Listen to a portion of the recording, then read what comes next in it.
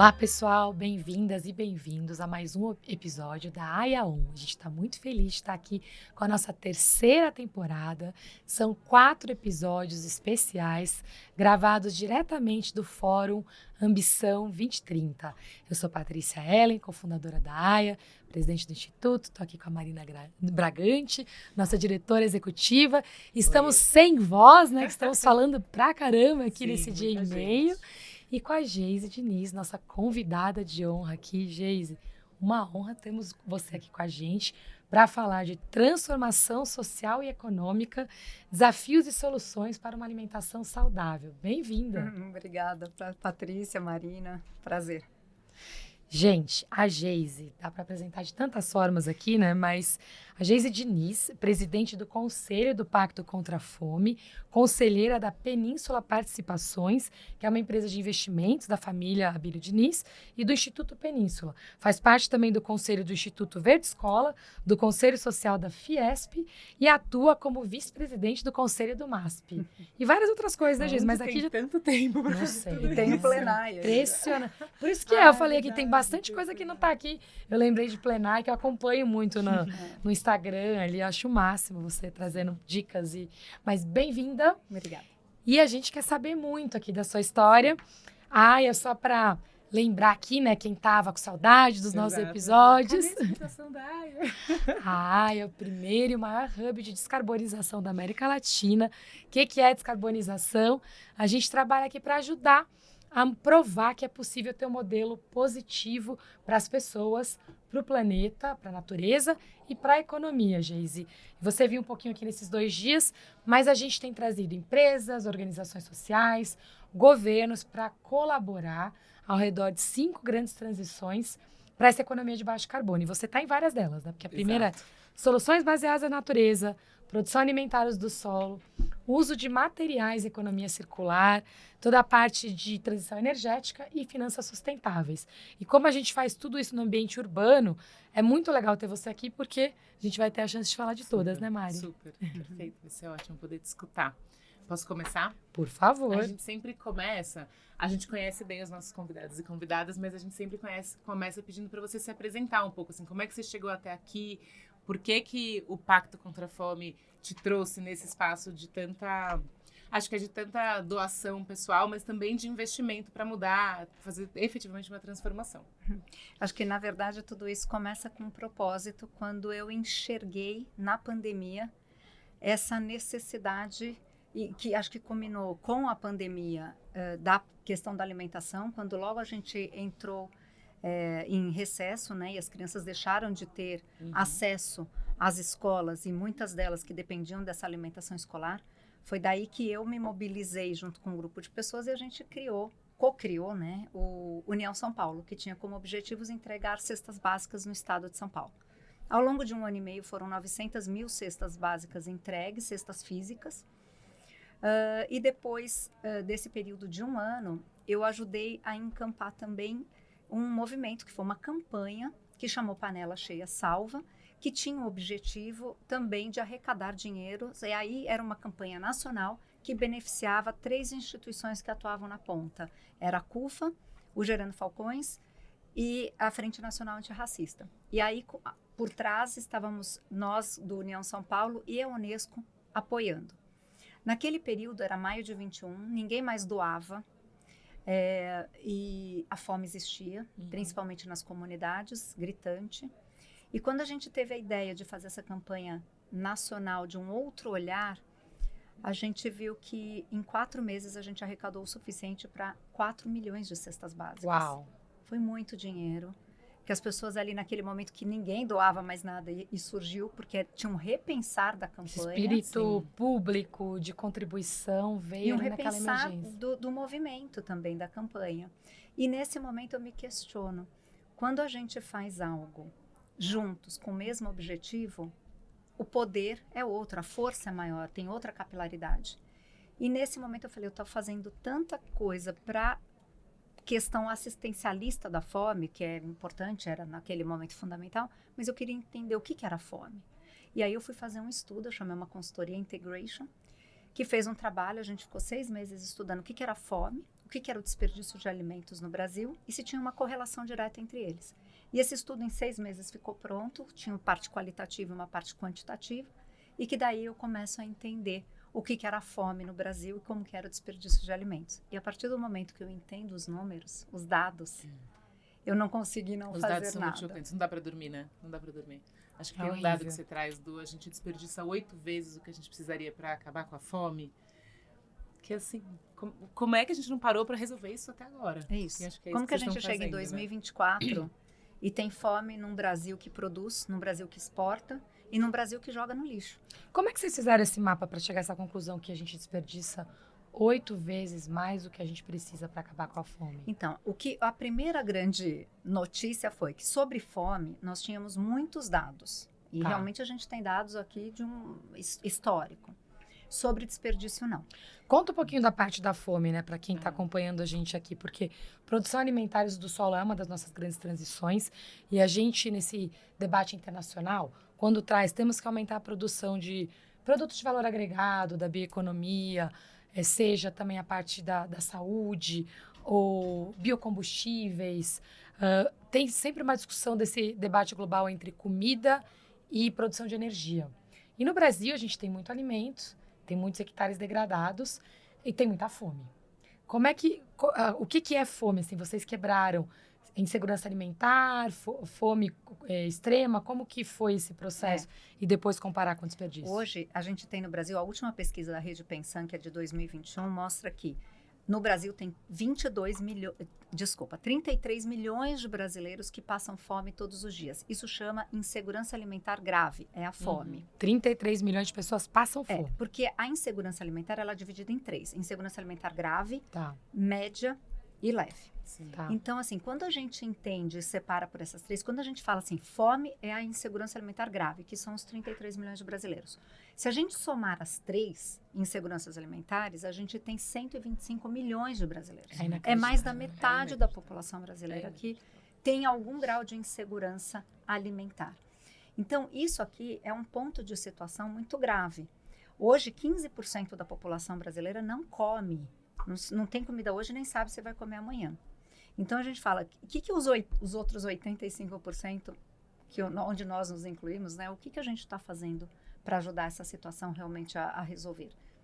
Então, neste lugar é que dados é importante, a gente ter a informação, e por isso que a gente mergulha numa informação também detalhada, e a gente tem essas informações por região do Brasil, Tá, por isso tipo também de faz muita personas que diferença, passam né? fome. Então, a gente Então vocês vê... viram onde essas pessoas estão, quem elas são, e aí vocês fizeram uma estimativa do quanto que isso significava em toneladas de comida? Sim, a gente tem todos esses dados. E depois, quando a gente olhou para o desperdício de alimentos, aí a gente viu que faltam dados. Aí não tinha dado, né? Aí a gente estima dados em fontes seguras, a gente revalida esse estudo aqui com professores da Academia de Miséria e Pobreza, fala, esse estudo para de pé? Infelizmente, para de pé. Os dados são esses. E o desperdício vem do começo da cadeia até O desperdício, o mercado que joga... Até a mesa de casa. Até a mesa, perfeito. Então, ele sai. O desperdício, ele começa na semente, ele passa por todo o agro, ele passa pela parte toda de transporte, depois o processamento, a indústria, depois o varejo, né? Vocês os mensuraram distribuidores. tudo isso? Tem todos esses dados separados também por elos da regionalmente. cadeia. Então, assim, daí a gente olha também alguns benchmarks, com quem que a gente quer se comparar. Então, se a gente olhar com os Estados Unidos, que é um país também geograficamente grande, né, enquanto continente, mais do que a Europa, no caso de comparação, a gente vê que a gente tem uma oportunidade incrível também de aproveitamento, de olhar para esse desperdício. E aí a gente olha o seguinte, o desperdício, ele não é diretamente correlacionado ao combate à fome. Tá. Basta a gente pensar na mesa de casa. O prato de comida hoje que sobra na nossa casa, ele não vira um prato de comida para quem está com fome.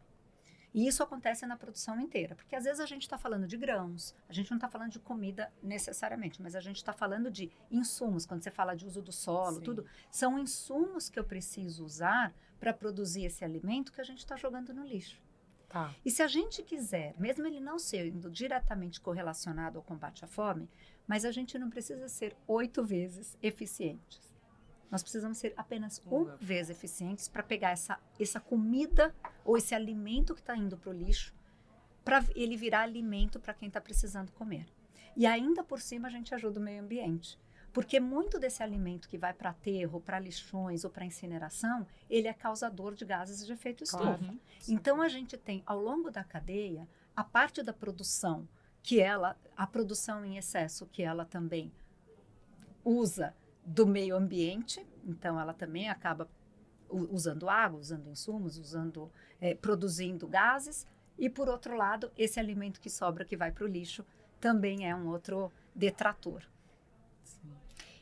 E aí, Geise, com esse material, esse aprendizado, você teve essa motivação de começar a mobilização. Como é que foi desse estudo para chegar no Pacto contra a Fome?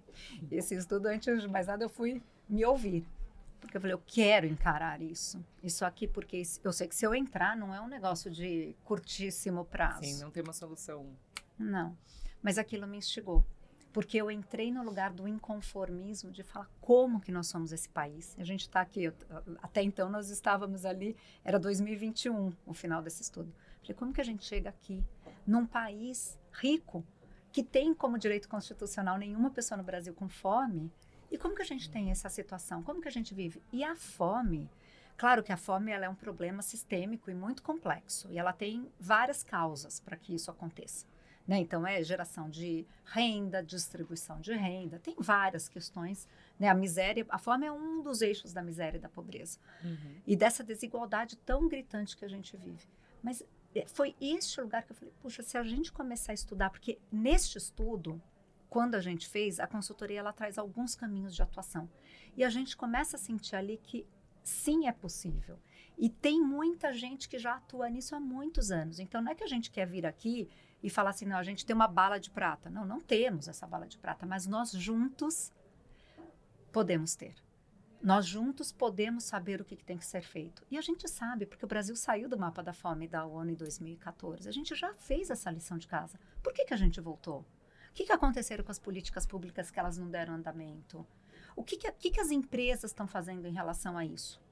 O que a sociedade civil está fazendo em relação a isso? Então, é neste lugar que me instigou e eu fui ouvir. Eu peguei esse estudo e eu ouvi pelo menos umas 300 pessoas nessa primeira onda. Eu ouvi de todos os setores. E aquilo foi fazendo muito sentido. Muito sentido. E aí as pessoas foram falando, dando força. Vamos fazer alguma coisa. E eu fui mapear se existia alguma instituição onde a gente pudesse apoiar e não começar do zero. Sim. Mas quando a gente não entendeu, não enxergou nenhuma instituição que fosse rápida o suficiente, que não tivesse nenhum viés ou nenhum apelo partidário, ou algum conflito de interesse, a gente não encontrou essa instituição. Então nos restou, então vamos encampar. Mas isso aqui, eu falei, não é um instituto meu, não é da Geise, isso não é um instituto da minha família, pelo contrário, isso aqui é um movimento, ele nasce como um movimento, ele foi co-criado, nós somos 40 cofundadores, então isso nasce de um coletivo. Exatamente. Nasce de um coletivo isso. Que então ele é co-construído, e o pacto ele é co-construído o tempo todo. Eu achei muito interessante que ela foi falando e o último ano da AIA foi passando na minha cabeça, assim, né? Acho que tem muita convergência do processo de construção das duas. A AIA e o pacto, eles nascem... Super, e eu lembro de eu ali, É. assim, na sala, entendendo por onde vai, onde a gente se encontra, como é que a gente soma aqui. E como tem sinergia. Eu estava vendo o painel anterior ao nosso, é muito sinérgico tudo. É muito, não dá para dissociar, não dá para falar de fome sem falar de meio ambiente. Não dá para falar de fome sem falar de economia. Não dá. Não dá. Porque no limite a gente está falando das pessoas, né? E desenvolvimento do país. Não dá. Super. E no caso do Brasil, tudo termina na inclusão das pessoas e também no uso do solo. A gente está vendo isso, a gente vai discutir combustível sustentável de aviação.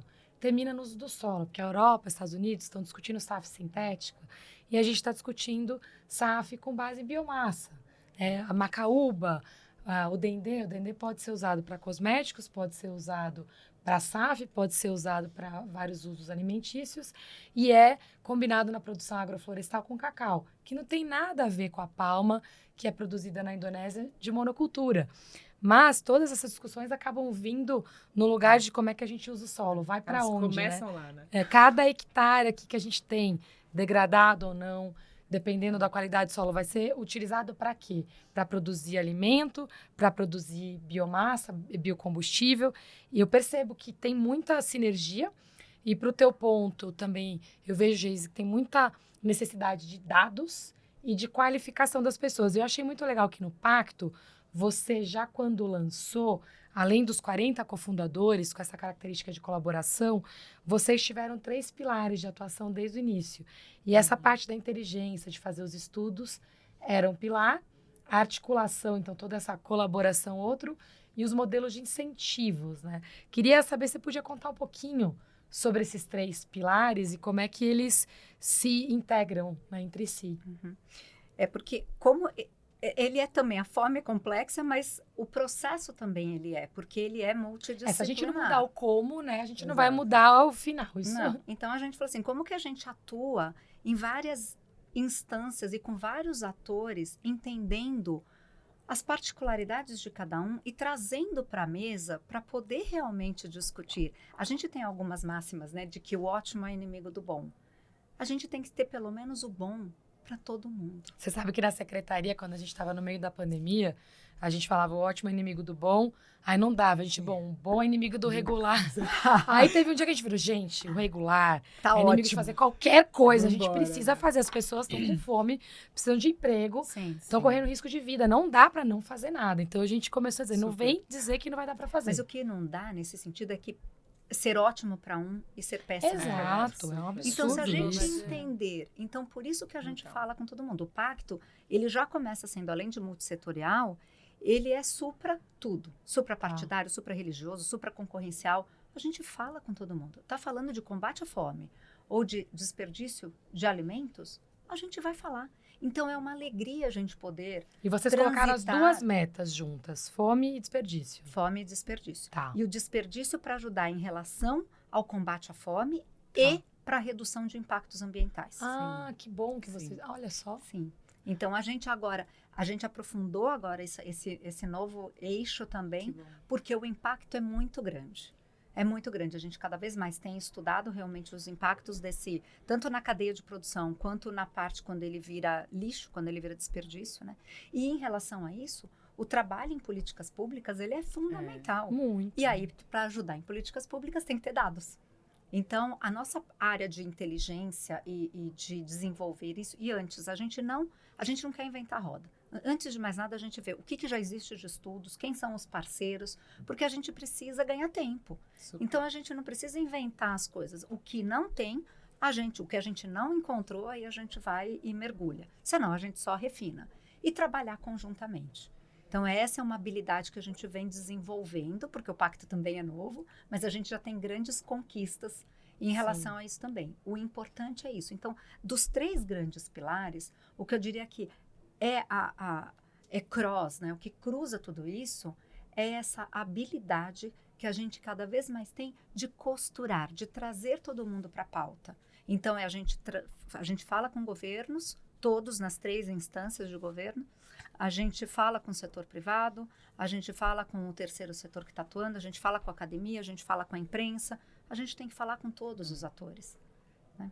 A gente, Não, e a antes de minha mais sensação nada, é que vocês estão mesmo, então a cesta básica vai ser discutida. Como é que a gente olha para a cesta básica para trazer alimento saudável para todo mundo? Porque em todos os lugares vocês estão tentando. E tem as polêmicas encontrar em tudo. espaços. Né? Sempre A questão, por exemplo, dos ultraprocessados. Então, ele gera uma polêmica com algum determinado setor, ele, né, se você Sim. não se posiciona, ele vira polêmica para o outro lado, mas é como que a gente traz de novo o bom?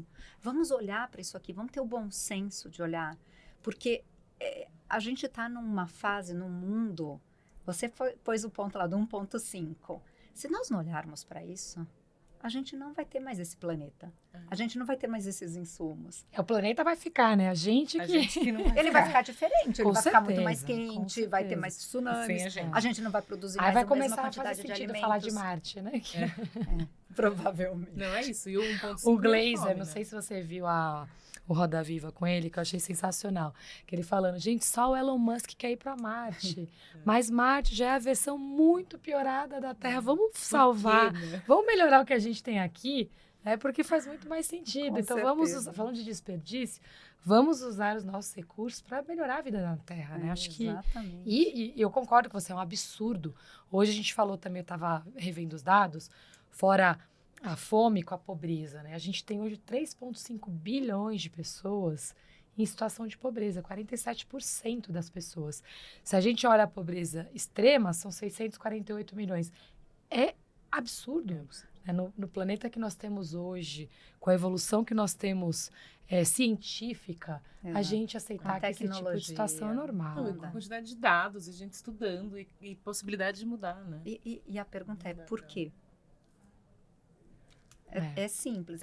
É a mesma pergunta que eu me fazia assim: o que nós estamos fazendo para chegar em 2024 nessa situação? Sim. E aí a pergunta inverte, né? O que nós não estamos fazendo? É. Perfeito. E falando nisso, eu vou para o outro pilar, que era o da articulação, que você contou muito da inteligência, né? Então, o que podemos fazer e o que vocês tinham em mente com esse pilar específico de articulação e o de incentivos? Então, o de incentivos é desde a gente entender quem que atua, quem está fazendo. E, por exemplo, nós lançamos o prêmio Pacto contra a Fome. Tá. Então, no ano passado, a gente lançou o prêmio e premiamos 6 iniciativas Que lindo. em frentes assistenciais e estruturantes. Então, isso é lindo, porque primeiro a gente quer reconhecer quem atua. Então, essa é uma forma de dar incentivo. E além do prêmio, que cada instituição ganhou R$100 mil, eles ganharam uma mentoria também de gestão e mentoria financeira para ajudar também a estruturar. Quais são as 6 organizações, gente, para quem quiser acompanhar? Está no site pactocontrafome.org. Eu não vou lembrar, vou Então, quem esquecer quiser já o conhecer, quiser conhecer, pactocontrafome.org. Não, e tem um monte de dados no site também, Tem. né? É um site gostoso de navegar. Assim, já. Tem, e essas instituições são incríveis. Foi um evento lindo Foi também, lindo. Não, foi né? maravilhoso. Então, assim, por que é isso? Então, uma das formas é essa, é da gente mostrar quem que já está fazendo. De novo, reconhecer, porque nós não estamos aqui chegando agora em 2020 e falar, agora a gente vai resolver a fome. Não, em absoluto. Nós aqui estamos tentando ajudar a impulsionar para que isso seja solucionado. Como é que a gente contribui para isso? E trazer sinergia, porque o que falta é sinergia. No fundo é isso. E essa colaboração que você colocou aqui, né, que é muito importante. A gente, quando criou a AIA, tinha muito esse objetivo de trazer organizações que estão tendo impacto nessas 5 transições para colaborarem entre si e acelerar o impacto de cada uma, porque cada um desses desafios é enorme. Sim. Como é que a gente consegue conectar para que todo mundo possa trabalhar mais junto? A gente está falando da fome, o cacau é um superfood, né? É um super alimento e você pode produzir mais. Eu dei o exemplo da palma, do dendê. Você pode produzir os dois no sistema agroflorestal que ajuda a sequestrar carbono e vai super bem em territórios desmatados. Se você aumenta a produção, você aumenta a produção de comida, um superalimento, e de palma que você pode usar para cosméticos, para alimento, mas também para energia. Então, você cria sistemas que começam a se conectar, resolve problemas de transição energética e de alimentação.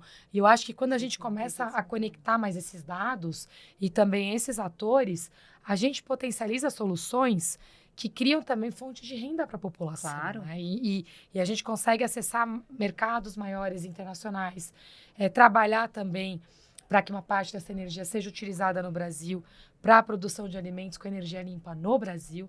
Porque você fala da fome e do desperdício. E, além de tudo, a gente passou a ser exportador cada vez mais de poucos commodities e não estamos nos mercados internacionais de superalimentos. Né?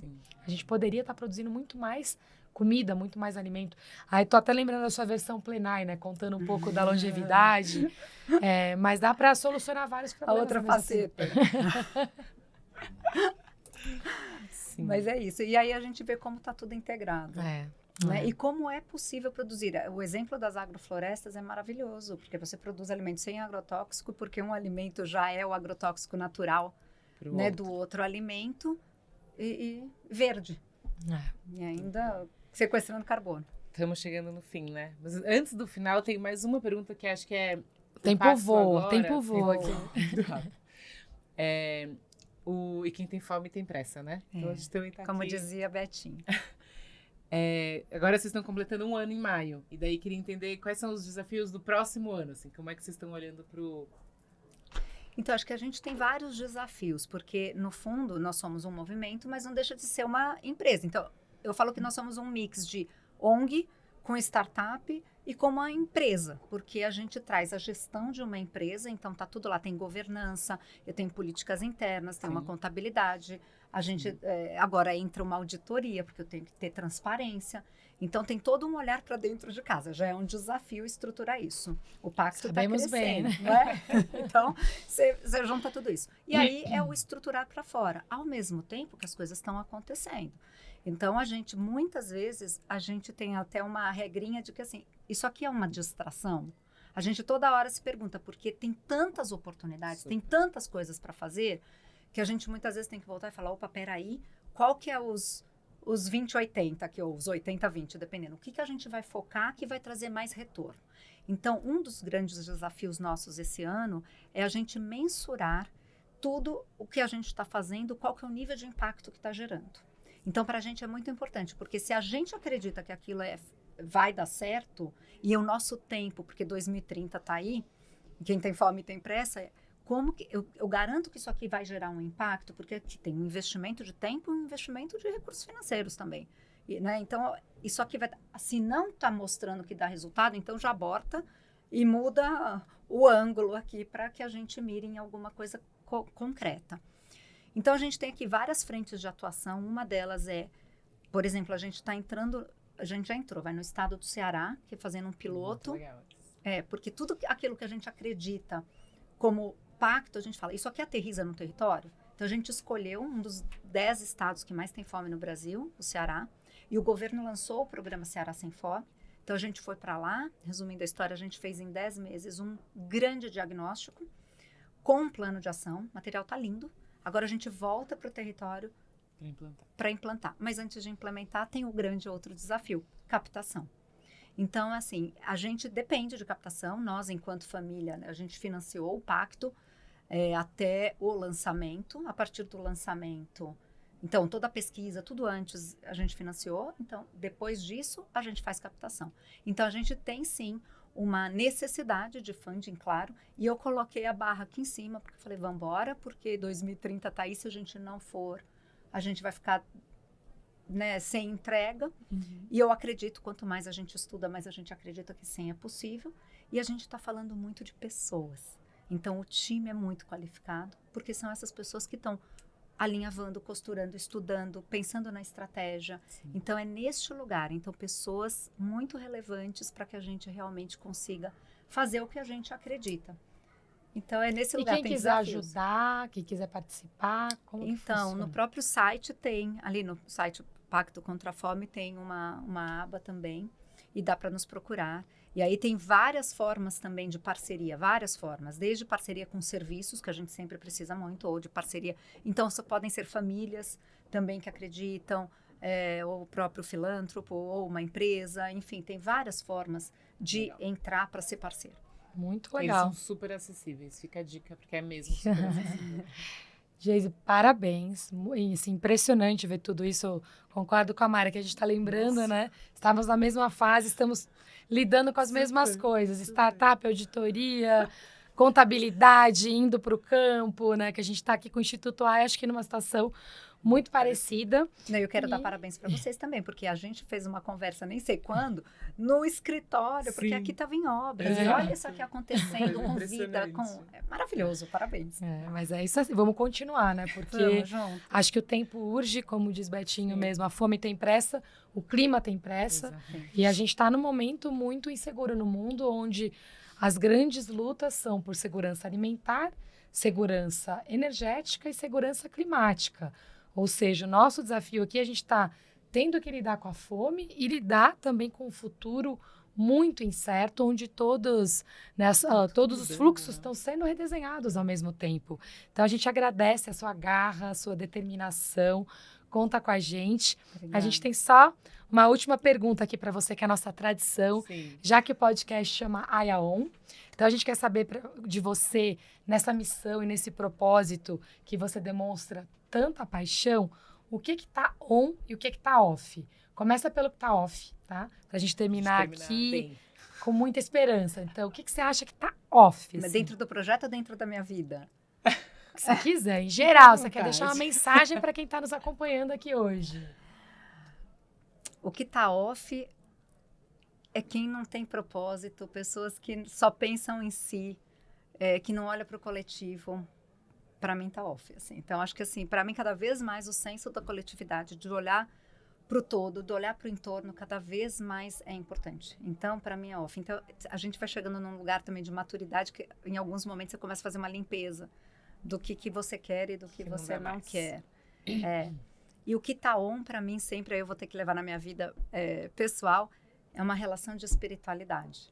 Então, é de estar conectada mesmo nesse lugar com o divino e de acreditar que sim, é possível. Então, ter um respeito a isso tudo que a gente vive, uma gratidão pela vida, por tudo que acontece. Então, eu agradeço o tempo todo. É o meu modo de viver. Então, para mim, isso é o on sempre. Que bonito, porque você sabe que Aya significa espírito ancestral. E a gente tem essa grande vontade, assim, de ver que a gente consiga passar por essas etapas técnicas, por trazer justiça, equidade, para poder também ter essa oportunidade de olhar mais dentro de si e conectar com o que realmente importa. E começa exatamente por valorizar a natureza, por valorizar a vida, respeitar o próximo e a coletividade. Então, você, assim, acho que arrasou no on aqui. Eu nem sabia a pergunta final, hein? Gente, que podcast maravilhoso. Foi mesmo. Falamos aqui de insegurança alimentar, de fome, de desperdício, mas também falamos aqui de como que a gente pode, cada um fazer a sua parte. O desperdício é 8 vezes maior do que o que a gente tem de fome no Brasil. Então, trabalhando juntos nesse pacto contra a fome, que nasceu com 40 cofundadores, mas que cresceu muito e já está aqui com projetos práticos no Ceará, em vários outros lugares do Brasil, que trabalha de uma forma apartidária, com todo mundo colaborando, articulando, mas com base em dados, com objetivos bem claros para acabar com a fome e com o desperdício, também com esse olhar de sustentabilidade.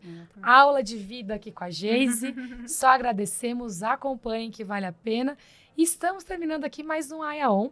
E a equipe fez aqui para complicar, geralmente eu faço essa parte e a Mari faz o encerramento. Eu tinha colocado aqui para eu fazer o encerramento, mas eu não sei nem falar dos arrobas. Faço encerramento. Tanta... Não dá, eu fiz um sozinha, não lembrava, não fiz. Eu falei, deixa escrito pra gente lembrar. Então, fiz a síntese, que é o que eu sei fazer, Sim. e a Mari vai contar aqui como acompanhar e como fazer com que a gente possa estar chegando mais vezes até vocês. Então é isso. Se você gostou desse episódio, quer conhecer os outros, acompanha a gente no Instagram com @aya.earth ou no YouTube, Aya Earth Partners. Vai lá, traz a sua sugestão, dá sua dica, conta pra gente como é que você evita o desperdício na sua casa, por exemplo, que a gente quer saber disso. Então é isso. Beijo, prazer, foi ótimo. Um Obrigada, beijo, Geise. pessoal. Obrigada, Geise. adorei. Uma honra estar Obrigada. com você. Obrigada. Obrigada. Obrigada.